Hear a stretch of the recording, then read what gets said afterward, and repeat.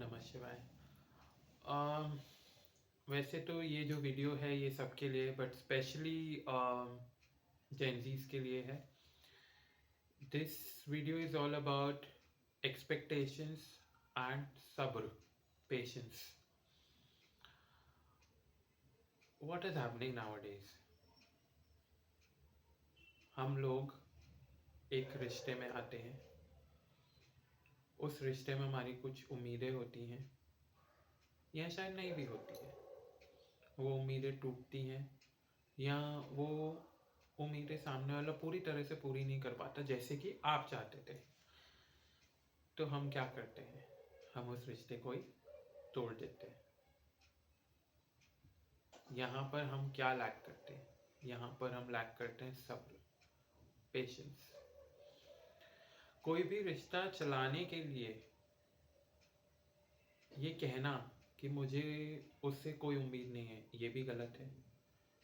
और ये कहना कि वो मेरी उम्मीद पे खरा नहीं उतरा या नहीं उतरी, ये भी गलत है।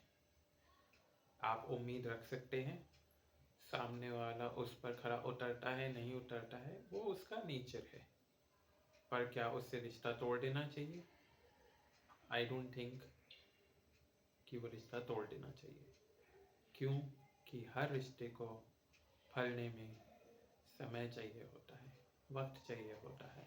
आप दो अलग अलग इंसान हैं, दो अलग अलग सोल हैं। कैसे आप इतनी जल्दी एक दूसरे की एक्सपेक्टेशंस को फुलफिल कर पाएंगे? हमारे माता पिता, हमारे दादा दादी, हमारे नाना नानी, जितने भी हमारे घर में रिश्ते रहे हैं, क्या उनमें सारी एक्सपेक्टेशंस फुलफिल हो गई? नहीं। पर हम उसको क्या नाम देते हैं? They sacrificed their own emotions. No, they didn't sacrifice, they adjusted, they compromised. That's what we all do in our day-to-day lives. When you go to office, you have certain expectations from your boss, but then you don't give up, right? You don't resign. You have a tiff between or a rift with your parents or your siblings, you know, or your friends for that matter. What do? Do you part ways? No, you don't. Why? Because there is an expectation that someday they will understand you, and even if they don't, ultimately it's your rishta, it's your relation, your blood relation, so you don't really give up on them. Then why to give up on your relationship? What do you think? कि इस पे give up कर दोगे, इस इंसान को छोड़ दोगे तो आपको दूसरा बेस्ट मिल जाएगा, बेटर मिल जाएगा? पॉसिबल, मिल भी सकता है, but then there is a possibility कि शायद उससे भी वर्स मिल जाए। फिर क्या? फिर तो ना आप इधर के रहे ना उधर के रहे। और ये इंसान जो आपके पीछे खुद को भूल चुका था, आपके एक्सपेक्टेशंस को फुलफिल करने में लग चुका था, वो तो कहीं का भी नहीं रहा। तो आपने क्या किया? आपने एक कर्म क्रिएट किया। वो कर्म क्या था? वो कर्म था कि किसी को अपने प्रेम मोह में बांधा, उससे वादे किए, उसके मन में उम्मीद जगाई और उसको छोड़ दिया। आप बच जाएंगे? नहीं, आप नहीं बचेंगे। या तो ये जन्म या अगला जन्म, कभी ना कभी तो ये आपको वापस फेस करना ही पड़ेगा। And not only this, in general also, even if you have got the best chart,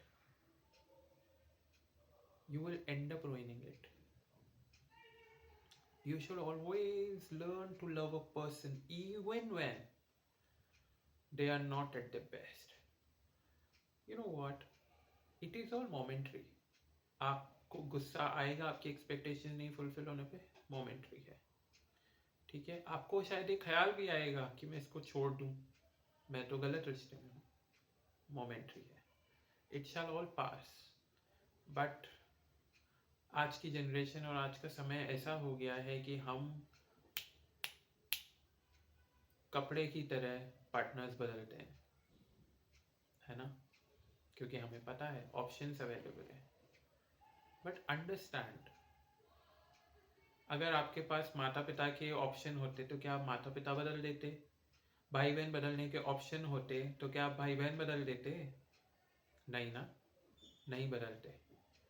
तो फिर पार्टनर क्यों बदलना है?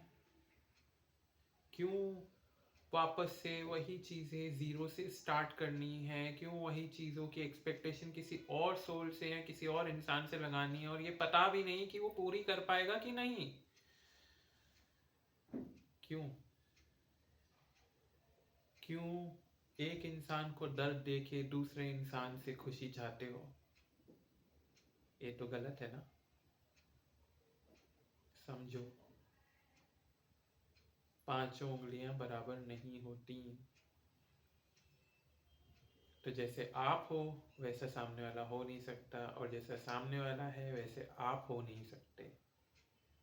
ये सिंपल सा फंडा है, ये आपके हर रिश्ते में लगेगा। तो उसको तोड़ने से, उसको छोड़ने से कोई फायदा नहीं है। आप भी दर्द में रहेंगे, सामने वाला भी दर्द में रहेगा। क्या आपको लगता है आप भूल जाएंगे? नहीं भूलेंगे। जिंदगी भर ये दर्द लेके चलेंगे। It will always, always, always be in your heart. Understand? ठीक है? तो दो चीजें सीखिए। एक्सपेक्टेशंस रखिए, पूरी हो तो अच्छी बात, ना हो तो मौका दीजिए। एक बार नहीं, बार बार मौका दीजिए। दूसरी बात, सब्र रखिए। हर इंसान को बदलने में वक्त लगता है। हर कोई अपनी पेस पे चलता है। ठीक है?